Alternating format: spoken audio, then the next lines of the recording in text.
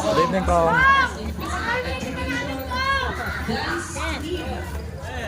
At the Philippine National University, Bachelor of Arts in Secondary Diretso po tayo, mamaya tayo. Major in Physical Education, 1985. No? Siya po ay kasalukuyang MAPE Education Program Supervisor sa DepEd Manila. Vice President of Physical Education Association of the Philippines. Vice President, the Professional Dance Council of the Philippines. Board Member, Dance Education Association of the Philippines. Artistic Director, Lacandula High School Sininglahi Dance Troupe. Palakpakan po natin our judge number 1, ladies and gentlemen, Mr. Dodge S. Contreras.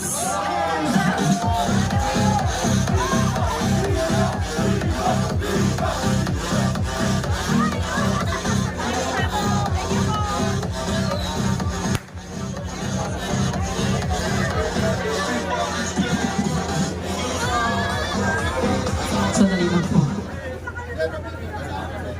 Pasensya na po, live po tayong napapanood sa Channel 99.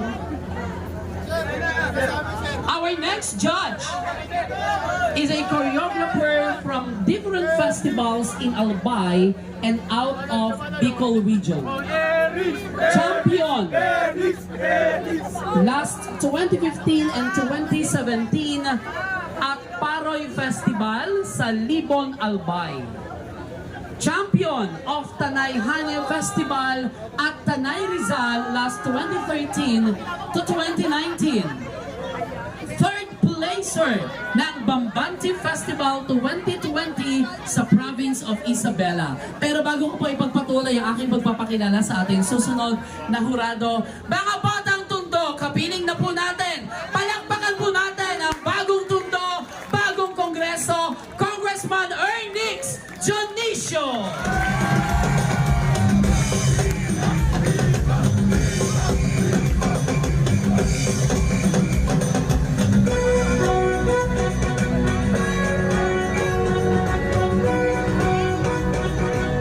Muli po palakpakan po natin, Congressman Ernix Jonicio.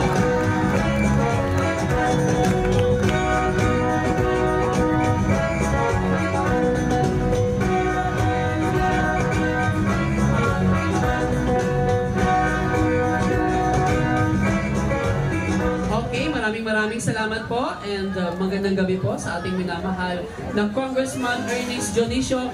At bilang pagpapatuloy, siya rin po ay choreographer ng champion ng Pulang Anggi Festival 2024 na ginanap sa Pulanggi, Albay. Champion ng Ibalong Festival 2024 sa Legazpi, Albay. Former Barangay Kagawad of Barangay Alomon. Former member of BUPC Dance Troupe, former member and now the head choreographer of Extension Dance Company. Ladies and gentlemen, our judge number 2 mula sa Bicol, palakpakan po natin, Mr. Denmark Salvo. And to complete our judges, our next judge,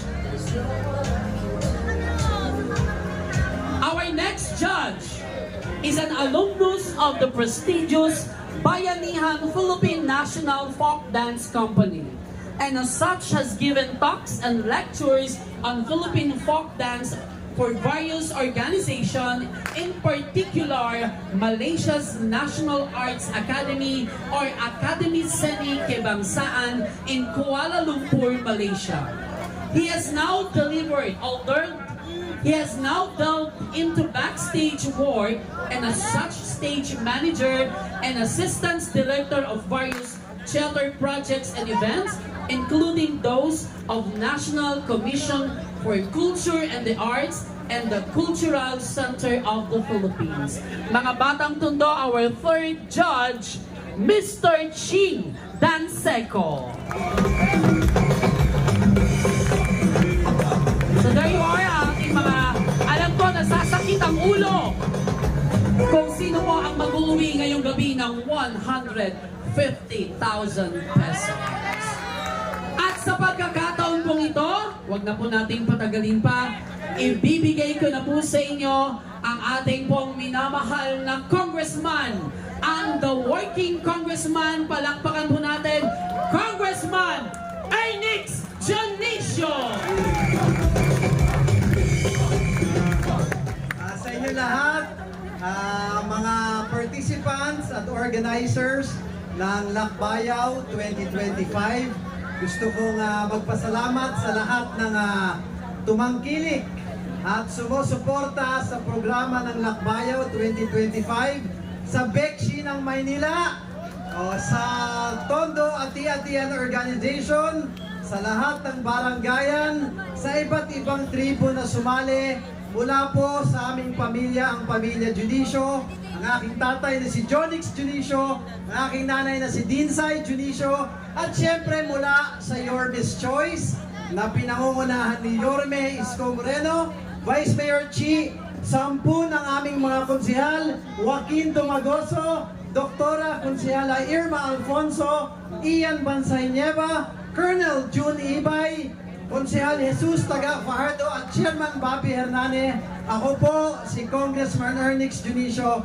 na syempre ang lahat ng kasiyahan at pagpupugay ay iniaalay natin sa mahal na poong Santo Niño de Tondo, ang tunay na batang hari ng Tondo. Kaya mabuhay po kayong lahat, mabuhay ang mga batang Tondo, Viva Santo Niño, at mabuhay po kayong lahat.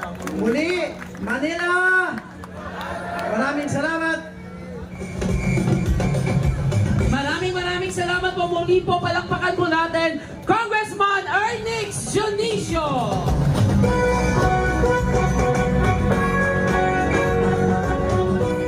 Okay, so alam ko po na ang bawat isa ay excited nang makita ang mga performance ng bawat tribo. So bigyan po natin ang pagkakataon na makapag-prepare na ang ating mga tribo.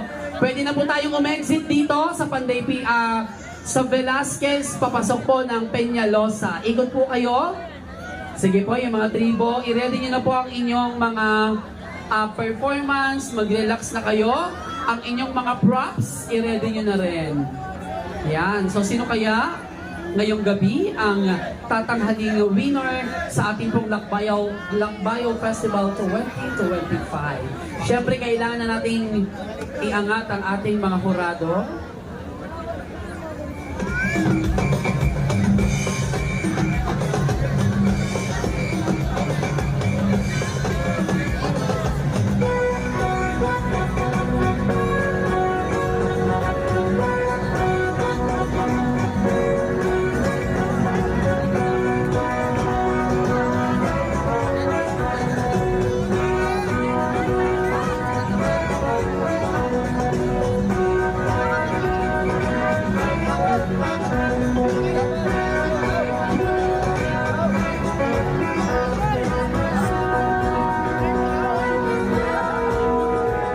Sige.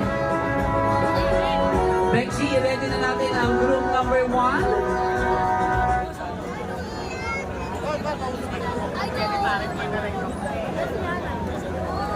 Habang meron tayong guest performer mula sa Mandaluyong City.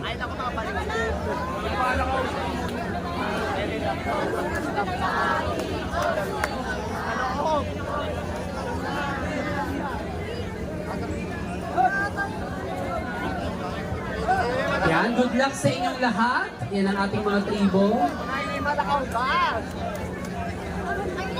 Thank you so much. From District 5.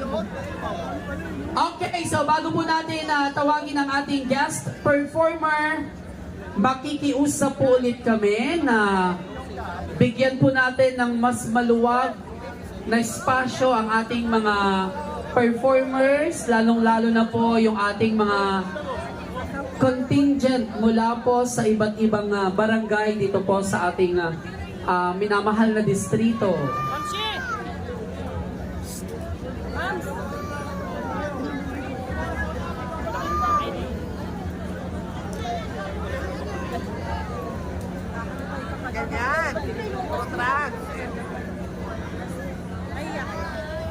Yan. Meron pa ako yan.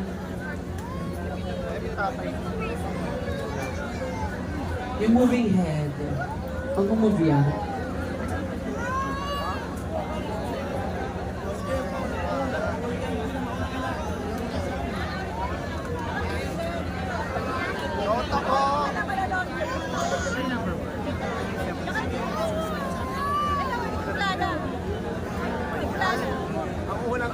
Walang tao nakatapos ng buwan.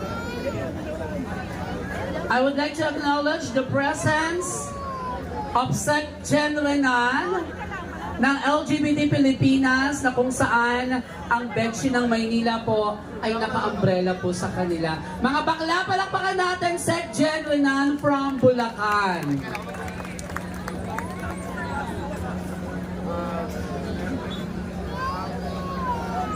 Sec Gen.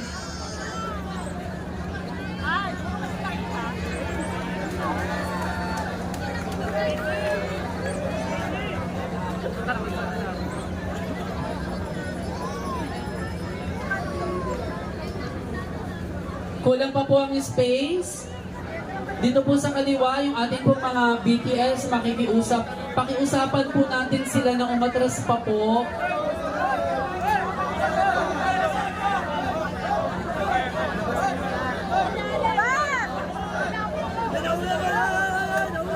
Paalala rin po sa ating pong mga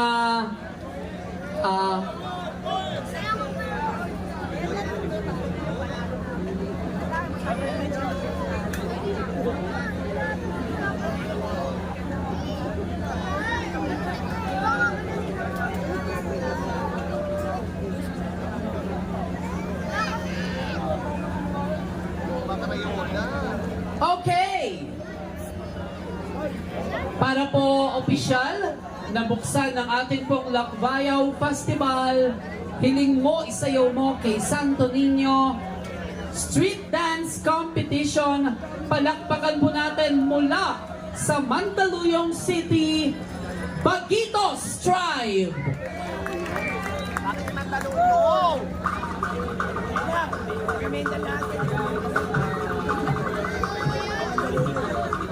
Ayan!